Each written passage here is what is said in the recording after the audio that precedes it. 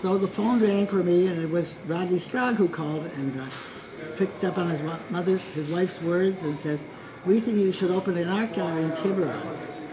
Art gallery? I said, "What do I know about art gallery? Come over anyway.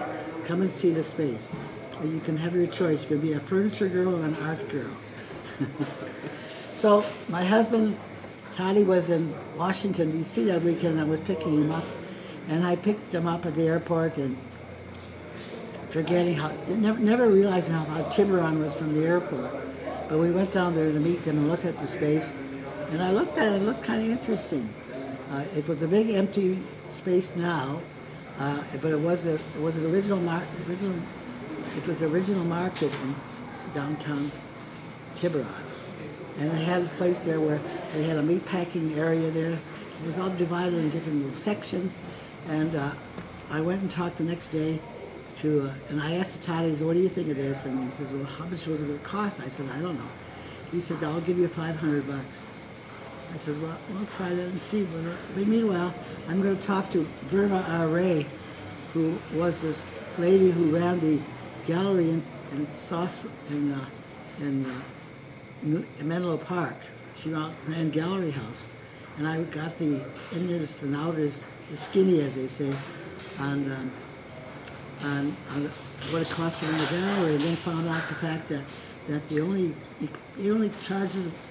money we really had to spend was setting it up the way we wanted it to be, because everybody worked on consignment. The group that I eventually got to work for me did not get paid. They took it all out in trade, and we opened the gallery. She knew people in Washington, the state of Washington. I knew people in Washington, D.C. So our first show was from Washington to Washington, D.C. But the minute the people heard there was a gallery opening in town, people started coming around, and we started showing some local people. And the first work that we sold was a sculpture named by a woman named, this really was her name, Mary Angel. And I had learned all about percentages from Verna, and the piece was $150. So we worked a 60-40 commission, so I got 40%, she got 60%. My rent was only $35 a month that I got Mr. Walensky to work with me at. So we already had paid the rent the first day we opened up. And we thought this was the greatest business in the world.